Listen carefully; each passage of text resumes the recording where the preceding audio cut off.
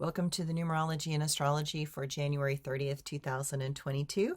I appreciate anybody who joins me for my daily blog. And let's do the numerology. So if you add all those numbers together, you get the number 10.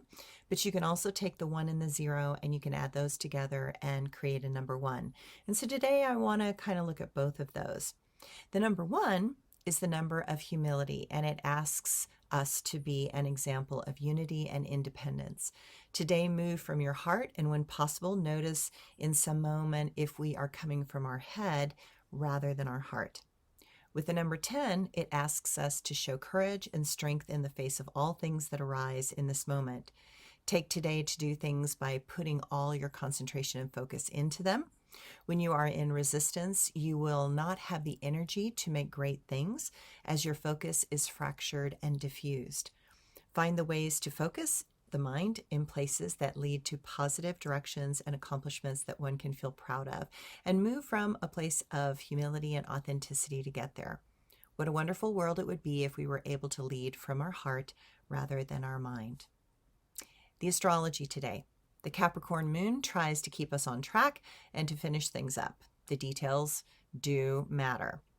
Uranus and the sun will square off today, and it demands changes, but often it can feel as if those changes are more difficult because they challenge what we believe about ourselves. And these two planets are operating from a place of a demand rather than a request. Things seem to be disrupted and expect plans to go awry. This can leave us in a state of feeling unsettled as we are being required to do things very differently. There is an undercurrent that makes us want to bolt and do what we want to do, but at this time our judgment is not in alignment with truth and we are incapable of thinking clearly. Impulsive gestures are not advised as they will lead to more heartache and suffering. Temperamental choices will lead to poor decisions and outcomes that make things only more painful. Frustrations can arise, but they are often not from what we think is causing them. They are based on past karmic lifetimes, the journey to awaken our current life choices and circumstances, and the lessons we are attempting to learn. Venus and the sun will semi-sextile, and that will bring us into the awareness that what we want for comfort is just not happening at this time. Rather than fall into the human traits of tension, guilt, and indecision, know that what we want to believe is correct for us is clearly not what the universe has up its sleeve for our growth and evolution. My quotes for today. Mankind says it wants to be free, but freedom does not come when overt coercion is playing out in the stadiums of politics. And my other quote for today. We live in a time when men of power plunder our societies and world by creating a legal system that authorizes it, and then twists the spiritual and moral code of the weak to glorify their evil character. And my blog for today. When I was in my 20s, I was in a series of workshops that were personal growth workshops. At the beginning of one workshop, the facilitator said to each person that we were going to play a game. That game was that we could sit in any chair we wanted, but we had to get that chair first. It was called the chair game. If we wanted a particular chair but someone was sitting in it, we had to ask them for their chair. While that sounded simple, the trick was going to be in what happened if they did not want to give us their chair because perhaps they wanted to sit there. So, as I started the game, I tried to ask nicely for a few chairs and that failed. I went to another and another until everyone had a chair but me. I wanted to play the game fully, so I decided to focus on one chair, and there was a woman in that chair. I tried everything I could come up with for her to give me her chair.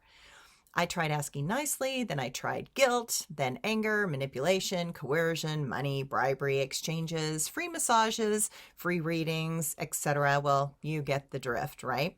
But nothing I came up with worked. Finally, the moment came that I did not have any other options or ideas. There was nothing I could do to cajole her into giving me what I wanted. So I went over and sat in my original chair. The facilitator then asked the question, Suzanne, how do you feel? I thought about it and replied, I'm okay. I did my very best. I tried in every way I could come up with, but The reality is that she was not going to give me that chair, and so I have to accept that. He asked me if I felt complete, and surprisingly, I did. He then said to the group, Suzanne was willing to play that game fully. Because of that, she got the real prize in this game.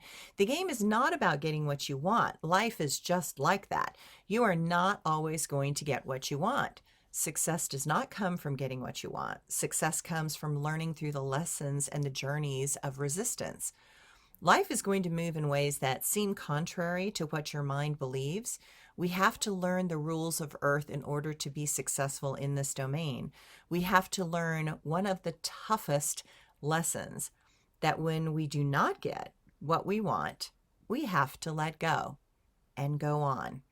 In letting go, we find a sense of completion and satisfaction, and then we have to go on with our life. Thanks, everyone.